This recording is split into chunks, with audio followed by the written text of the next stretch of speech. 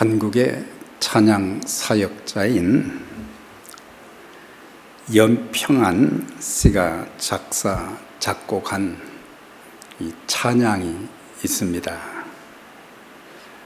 이 찬양을 제가 듣고 좀 많은 은혜를 받는 그런 시간을 가졌는데, 그 가사만 소개를 하겠습니다.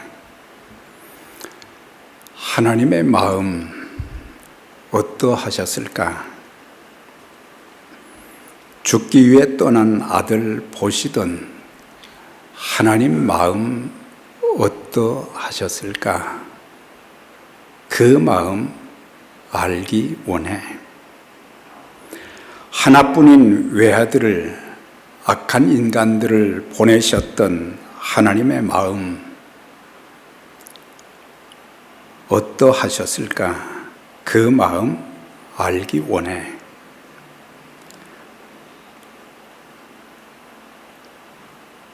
죽어야만 하던 아들을 보내신 하나님 아버지의 마음 어떠하셨을까? 십자가에 달린 예수님 보시던 아버지의 그 마음, 왜 내가 사랑받게 되었는지, 그 사랑 얼마나 큰지도 몰랐네. 날 향한 하나님의 아프신 사랑을 이제야 깨달았네. 그냥 가사만 읽어 드려서는 감동이 덜한데, 곡까지 같이 부르면 더 큰 은혜가 있을 것 같아서 이 중창단에서 한번 불러주시면 좋겠어요. 다음 기회에. 누가복음 15장의 말씀을 제가 최근 두세 주 정도 읽고 묵상하면서 저 자신을 돌아볼 수 있는 그런 기회를 가졌습니다. 평생 신앙생활 또 목회를 이제 하면서 하나님의 마음을 잘 헤아려 드리지 못함으로 인해서 더 많이 순종하지 못하고 하나님의 뜻을 더 많이 이루어 드리지 못했던 일들이 참 생각이 나고, 그래서 한편으로는 참 부끄럽기도 했지만은 정직한 마음으로 회개하는 그런 시간을 가졌습니다. 앞으로 남은 인생은 모든 일에 하나님의 사랑의 마음을 가지고 주의 일을 하겠다는 그런 고백과 결단의 시간도 가져보았고, 특별히 인간 관계에서도 하나님의 마음으로 사람을 대하고 섬기겠다는 마음의 다짐도 하는 그런 기회를 가지게 되었습니다. 그래서 또 누가복음 15장을 읽고 묵상하면서 내게서 하나님의 마음은 곧 사랑인데, 이것을 회복하면서 하나님의 뜻을 이루어 드리는 일에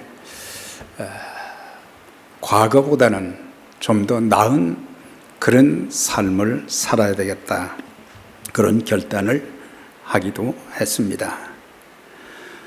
누가복음 15장 전체는 4가지의 비유가 나옵니다. 그런데 이 4가지 비유 전체의 핵심이 뭐냐면 하나님의 마음이에요. 양들은 목자의 마음을 몰라주었고, 또한 첫째 아들, 둘째 아들은 또 아버지의 마음을 헤아려 주지 못하는, 그래서 그것을 통해서 하나님의 백성들이 신앙생활을 하면서 하나님의 마음을 갖지 못하고 하나님의 사랑의 그 마음이 참 주님을 향한 예배가 되어져야 되고, 섬김이 되어져야 되고 또한 인간관계에서 나타나지고 그래야 되는데 그렇지 못한 부분들을 많이 깨우쳐 주는 그런 내용이 됩니다. 4가지 비유는 좋은 목자와 잃어버린 양, 집념의 여인과 잃어버린 드라크마, 그리고 좋은 아버지와 탕자, 그리고 좋은 아버지와 큰아들. 그래서 각 비유의 초점은 잃어버린 양을 찾는 목자의 애타는 마음. 한 마리의 양을 찾기 위해서 목자가 99마리를 두고 이곳저곳으로 헤매는, 그 양 한 마리를 찾기 위해서 애쓰는 그런 마음, 그것이 곧 목자의 마음이요 하나님의 마음이라는 것을 가르쳐 주고 있고, 또한 이런 드라크마를 애타게 찾는 여인의 마음, 집을 나간 아들이 돌아오기를 애타게 기다리는 아버지의 마음, 아버지와 한 집에서 부족함이 없이 살면서도 아버지의 마음을 헤아리지 못했던 큰아들의 모습을 여기서 보여주고 있습니다. 목자, 여인, 아버지는 죄인을 찾으시는 하나님을 묘사해 주고 있고, 잃어버린 죄인들을 찾아 구원코자 하시는 하나님 아버지의 지극하신 사랑, 이것을 끝없는 사랑, 그 끝없는 사랑으로 표현해 주고 있습니다. 그리고 잃어버린 양과 잃어버린 드라크마, 잃어버린 아들을 통해서는 뭘 가르쳐 주느냐? 하나님의 품을 떠나 방황하며 고생하는 어리석은 인간들을 우리에게 알려주고 있습니다.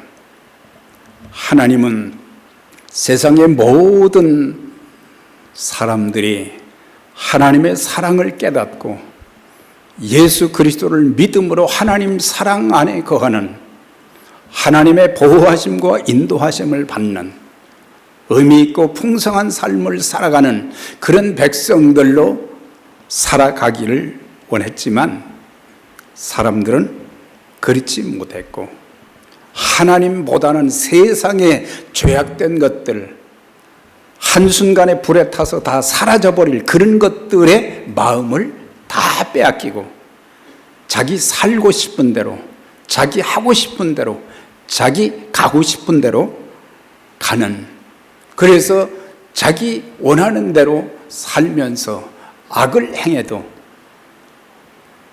그 악을 행하는 자신들의 모습을 깨닫지도 못하고 계속해서 마귀에게 사로잡혀서 살아가는 그런 인간들의 모습을 가르쳐 주고 있습니다. 예레미야 3장 33절에 보면 주께서 인생으로 고생하게 하시며 근심하게 하시면 본심이 아니시로다. 우리가 성경을 계속 읽어가다 보면, 또 묵상하다 보면 하나님께서 이 세상을 이처럼 사랑하셨다는 구체적인 증거들이 참 많이 나오고 있어요.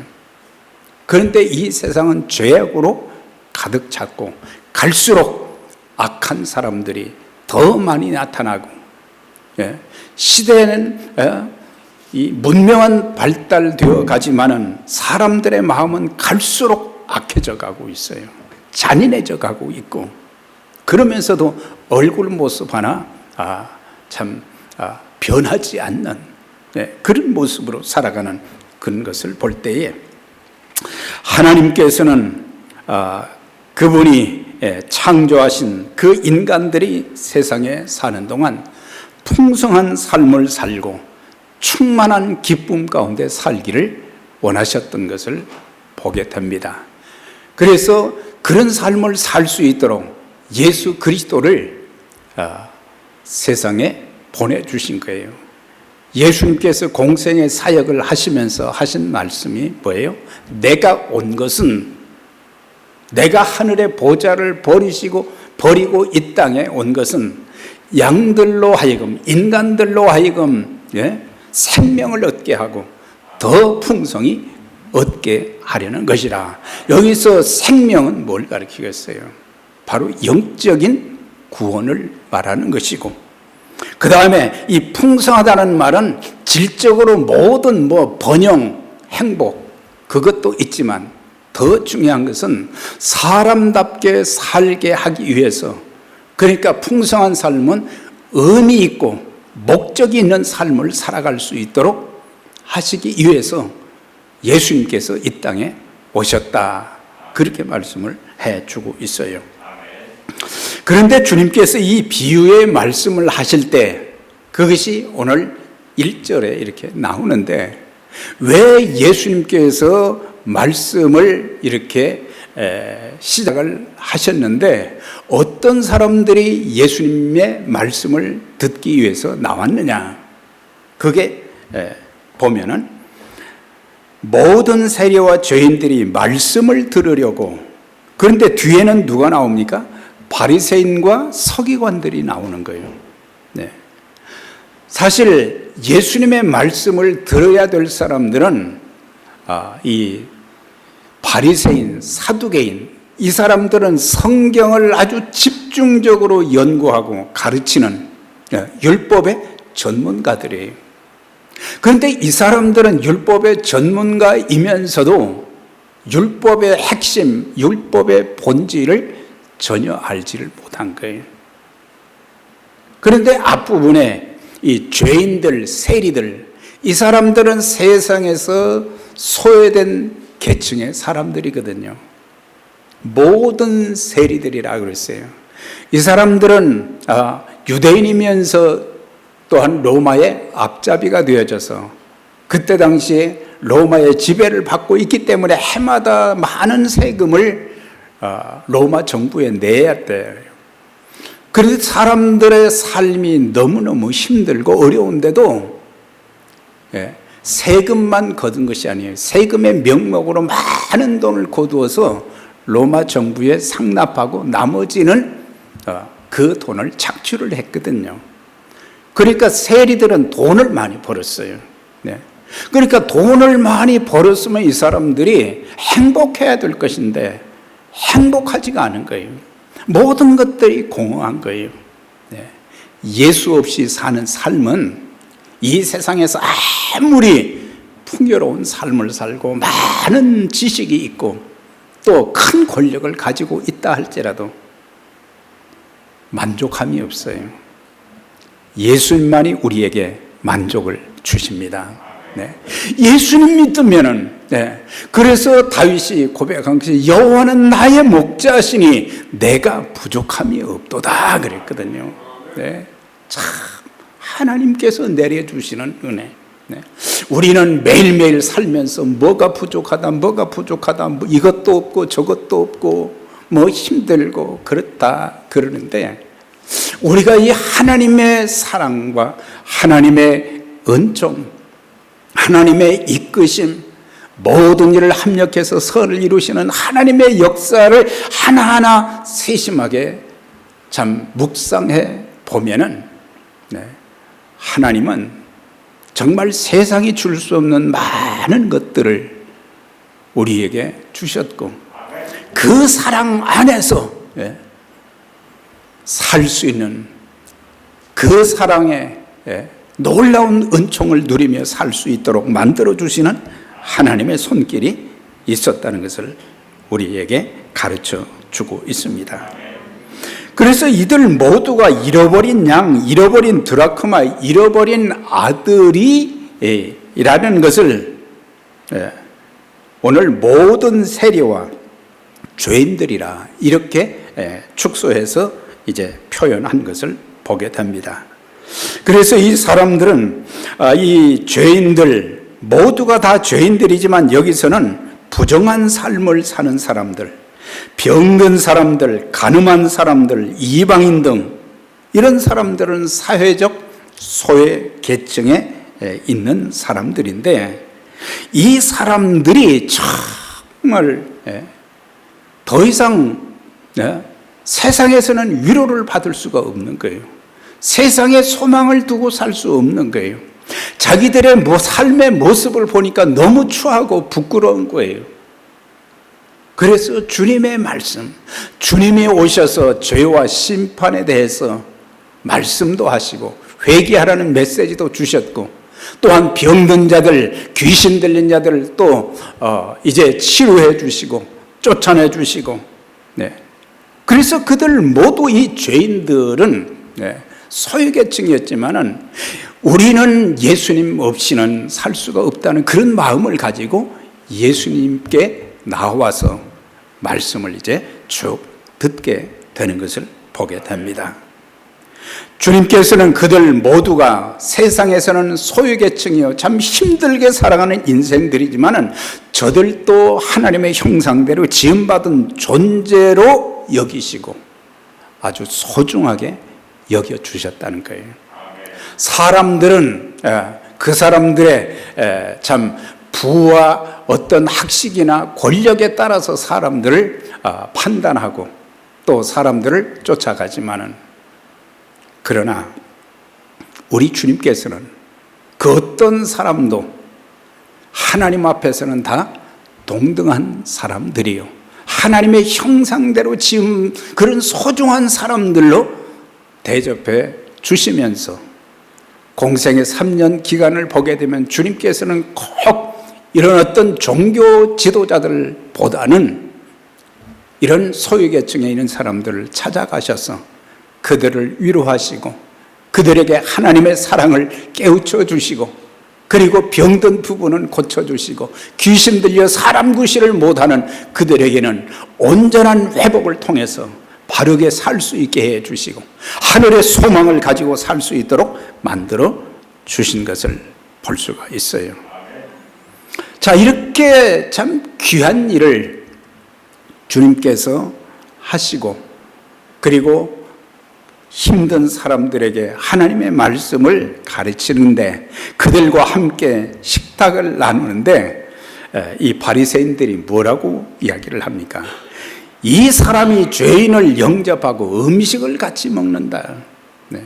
그러니까 자기들과는 상대를 해주지 않고 오히려 소외계층의 사람들하고만 같이 지내고 그들과 음식을 먹고 그들과 친구가 되어지고, 그러니까 그들이 예수님에 대해서 별명을 만들어준 것이 세리와 죄인의 친구다 그랬어요. 우리 같은 사람들, 배운 사람들, 이런 사람들하고, 지혜가 있는 사람들하고 참 교제하고 식탁을 나누고 서로 또 의견을 나누고 그래야 되는데, 그렇지 않으니까 이 사람들이 예수님에 대해서 형편없이 이제 잘못된 판단을 한 것을 보게 돼요. 하늘의 보좌를 버리시고 아들의 자격으로 이 땅에 오신 주님께서는 인종, 피부 색깔, 남녀의 성별, 지식의 유무, 물질의 유무, 권력의 유무, 건강하거나 병들었 간에 관계없이 사람을 차별하신 일이 없으셨다고 하는 것입니다. 그리고 지역적인 차별도 없으셔서 주님은 각색 병든 자들과 귀신 들린 자들을 치유해 주심으로 어떤 계층의 사람들과도 격이 없이 어울리신 그런 모습을 볼 수가 있어요. 그래서 주님께서 꼭 이스라엘 안에서만 사역을 하신 것이 아니거든요. 그래서 이방 지역으로도 많이 가셨던 것은 그만큼 이스라엘 안에 있는 사람들도 주님이 필요하지만, 그러나 이방인들, 우리와 상관이 없는 그런 사람들에게도 찾아가셔서 또한 만나주시고 치료해 주시고 또한 그들의 삶을 인도해 주신 것을 볼 때에 이방 선교가 또 그때부터 시작이 되어진 것을 볼 수 있어요. 유대인들은 절대로 이방 사람들과 같이 있지 않으려고 했어요. 그런데 주님은 누구든지 이 세상에 살고 있는 하나님의 형상대로 지음받은 모든 사람들이 절대적으로 예수가 필요하다고 하는 것을 아시고 누구에게나 이렇게 가신 것을 보게 될 때에 우리가 돌이켜보면 하나님의 마음, 하나님의 사랑이 우리 가운데 없을 때는 우리는 여러 가지로 이제 구분을 많이 하잖아요. 그런데 주님께서는 그런 모습이 없었다고 하는 거예요. 이 시대의 사회, 교회도 직장에서도 차별이 없어져야 되고, 인종차별, 지역차별, 출신학교 차별, 성차별이 사라져야 되는 것입니다. 하나님의 형상대로 지음받은 존재로 귀중하게 여길 때 참된 하나님의 자녀가 될 수 있고, 그리고 하나님의 선교를 할 수 있게 된다고 하는 거예요. 네, 하나님의 선교는 우리가 이것을 바로 깨달을 때에 주님의 관점에서 주님이 보시는, 주님이 소중하게 여기시는 그것을 통해서 우리는 나에게만 관심을 두신 것이 아니구나, 내 동족에게만 관심을 두신 것이 아니구나, 하나님의 형상대로 지음받은 온 세상의 모든 사람들을 품으시고 그들을 사랑하시는구나, 그것을 깨우쳐 주신 것을 볼 수가 있어요. 그런데 참 안타까운 것이 뭐냐면 이 바리새인과 서기관들, 아까 말씀드렸죠. 이 사람들은 율법의 전문가들이에요. 그래서 율법을 자기들이 말이죠, 십계명도 또 자꾸 갈라놓고 그래서 많이 만들어 놓고, 안식일에 대한 문제도 이제 수십 가지로 막 자꾸 늘어놓고. 그런데 문제는 이 사람들이 율법을 많이 만들고 이렇게 하기는 했지만은 이 사람들은 율법대로 살지 않았다고 하는 거예요. 그리고 참 율법이 무엇인지도 모르는 사람들이었어요. 참 율법. 우리가 이 출애굽기 20장에 보면 10가지 계명에 대해서 이렇게 모세를 통해서 말씀을 해 주셨죠. 앞에 4계명은 하나님을 향한 계명, 나머지 6계명은 사람들을 향한 계명이에요. 그런데 이 계명을 예수님께서 2가지로 딱 간추려서 나누어 놓으셨어요. 그러니까 1계명에서 4계명까지는 하나님 사랑 그걸로, 그 다음에 나머지 6은 이웃을 향한 계명으로 나누어 놓으신 거예요. 그러니까 율법의 핵심은 뭡니까? 사랑이라고 하는 거죠. 하나님의 사랑이 거기에 다 담겨 있단 말이죠. 하나님의 사랑이, 이웃에 대한 사랑이 있으면은 살인 간음하지 않게 되는 거예요. 도적질하지 않게 되는 거예요. 이웃에 대해서 거짓 증거하지 않게 되는 거예요. 사랑이 없기 때문에 잘못된 행동을 하고, 심지어는 아무 상관도 없는 사람들을 죽이는 그런 일까지 하지 않는다고 하는 것입니다. 그래서 이 사람들의 그 종교 생활을 이렇게 보면은 이 사람들은 안식일을 참 잘 지켰다고 그랬어요. 11조도 잘 드리고 일주일에 2번씩 금식하며 기도도 했습니다. 참 이런 것을 보면은 종교적인 행위로는 따라갈 수가 없었지만은, 그런데 마태복음 23장을 보면요, 7번씩이나 저들을 향해서 예수님이 하신 말씀이 있어요. 화 있을진저 외식하는 서기관과 바리새인들이요. 세어봤더니 7번이 나와요. 이 사람들은 예수님이 오시기 전에는 유대인들에게 존경받는 사람들이었어요. 그런데 예수님이 오시고 나서 보니까 이 사람들의 그 삶의 모습이 정말 아름답지 못한 거예요. 다른 어떤 사람들보다도 성경을 많이 알고 있으니까 더 반듯하게 살고, 도덕적으로도 흠이 없어야 되고,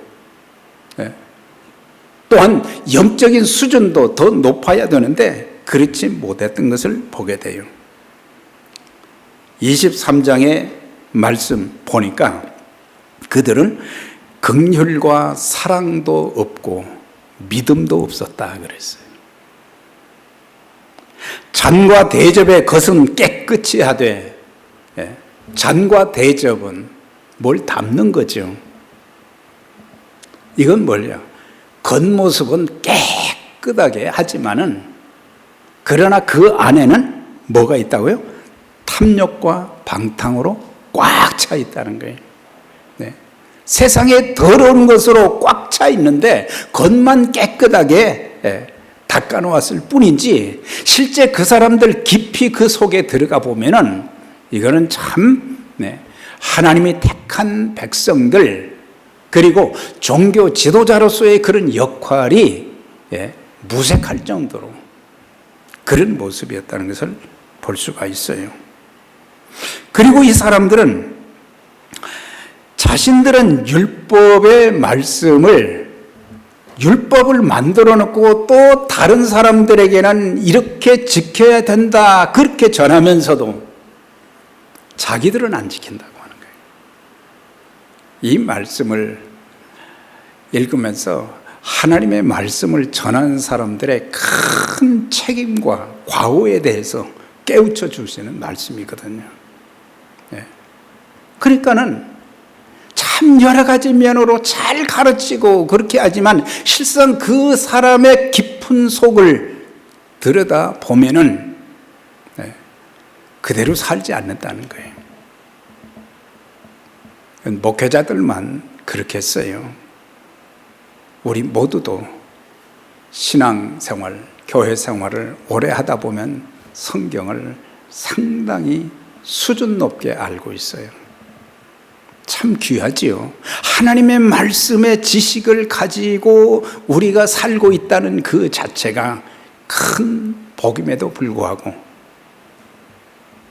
그 말씀대로 사는 순종이 없기 때문에 하나님이 나와 함께 하신다는 것, 하나님이 내 길을 인도하신다는 것, 하나님께서 모든 것들을 합력해서 선을 이루신다는 것, 하나님이 공급하신다는 것, 하나님이 치유하신다는 것, 하나님이 이제 내 평생의 발걸음을, 삶을 인도해 주신다는 이런 것들에 대한 확신도 없고, 그러다 보니까 문자적인 것만 알 뿐이라, 그런 내용이에요.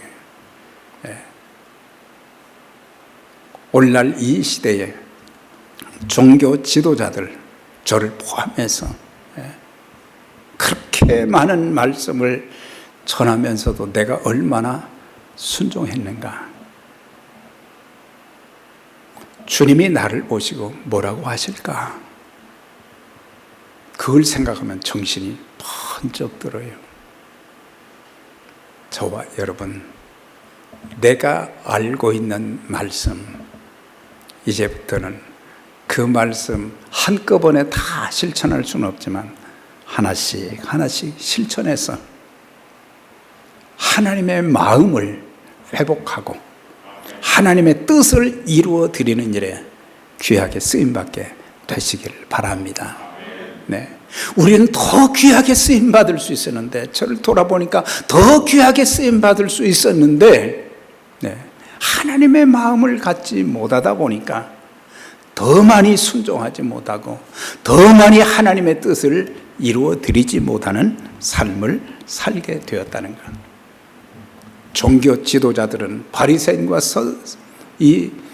서기관들, 이런 사람들은 말이죠, 위선자였다 그랬어요. 위선자. 이 사람들은 표리부동했다 그랬어요. 겉과 속이 다르다는 거예요.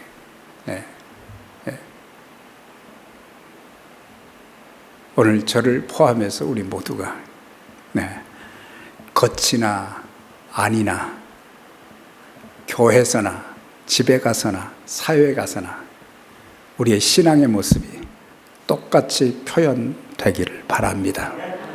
그렇게 할 때 우리가 세상의 빛과 소금이 될 수 있고, 하나님이 함께 하셔서 하나님의 영광과 기적을 보게 하시는 그런 일을 내가 체험하게 되고 사람들이 그것을 보는 역사가 있게 될 것입니다. 참 저 사람들 하나님이 정말 보니까 살아계시구나.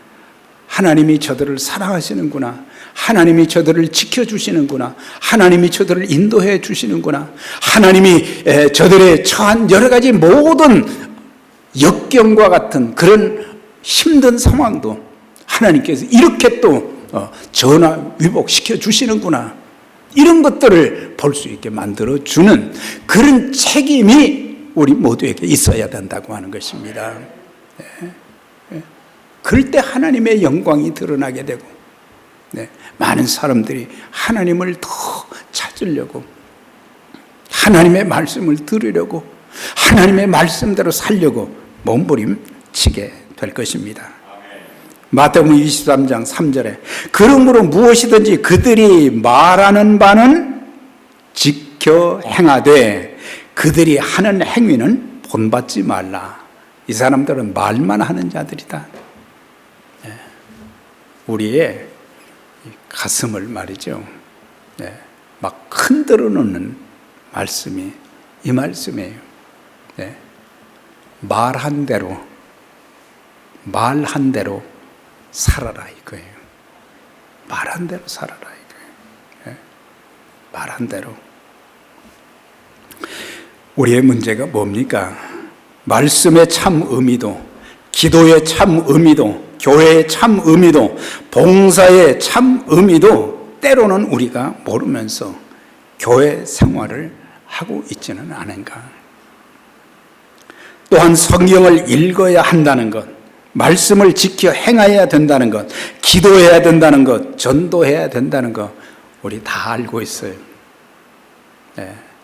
이 말씀 작은 것 하나라도 실천하면서 하나님께서 우리의 기도에 어떻게 응답하시고 역사하시는가. 이 말씀은 홍해바다를 갈라놓은 것처럼 우리가 갈 길이 없을 때 그 말씀은 우리의 갈 곳을 지시하시는 그런 하나님의 은혜가 있게 되는 거예요. 오늘 본문에서 주님께서 이 비유, 4가지의 비유를 누구에게 말씀하셨겠어요? 세리와 죄인들이 아니에요. 종교 지도자들에게 했어요. 바리새인과 사두개인들에게. 이 4가지 비유를 통해서 성경을 많이 알고 있다고 하지만 하나님의 마음을 너무너무 몰라준 사람들, 하나님의 사랑이 그 속에서 거하지 못하기 때문에 이런 사람들은 판단과 정죄만 하게 된 거예요. 하나님의 사랑은 품어주는 것이죠. 하나님의 사랑은 이해해 주는 거예요. 살면서 어떤 때는 우리는 서로를 잘 이해하지 못할 때가 있었거든요. 왜 저럴까? 그런데 깊숙이 들여다보면 그럴 만한 힘든 상황들이 다 있는 거예요. 근데 우리는 사람을 대할 때, 왜 그런지, 교회를 안 나오면 우리는 정죄할 때가 참 많잖아요. 왜 교회 안 나와? 그런데 그들 속에 있는 그런 것들을 이해하게 되면 나오라고 하면서도 우리는 기도하면서 그 사람들을 이해하려고 하는 그런 마음들이 없이 정죄할 때가 많았잖아요. 종교 지도자들에게 주님께서 이 4가지 비유를 들어서 너희가 회복해야 될 것은 성경 지식이 아니라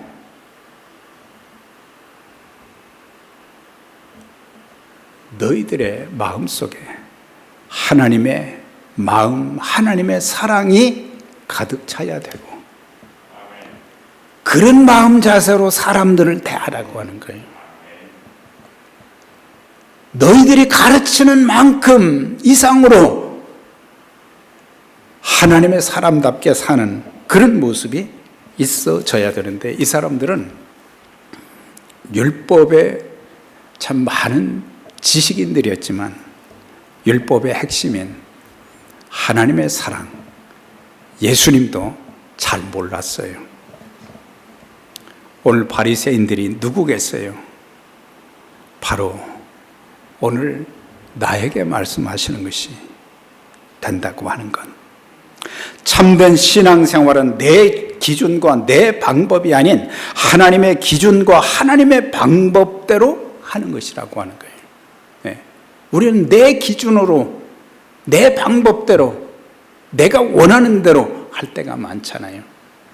아니라는 거죠. 바리새인 서기관들은 안식일은 알았으나 안식일의 주인이신 하나님도 몰랐고 하나님의 마음도 몰랐다고 하는 거예요. 율법의 글자는 알았지만 하나님의 마음은 더더욱 몰랐던 것입니다. 하나님의 마음을 모르는 자는 하나님을 모르는 자라고 하는 거예요. 하나님의 마음을 아는 자가 누구겠어요? 하나님의 사랑을 아는 자라고 하는 것입니다. 하나님의 마음을 아는 사람들은 하나님을 기쁘시게 하는 삶을 살게 될 것입니다. 하나님의 뜻대로 행하게 될 것입니다. 그래서 내 뜻과 내 생각은 다 십자가 밑에 내려놓고 오직 하나님의 마음을 갖고 그리고 하나님의 방법을 가지고 어떤 때는 예수 믿는 사람들 중에 정말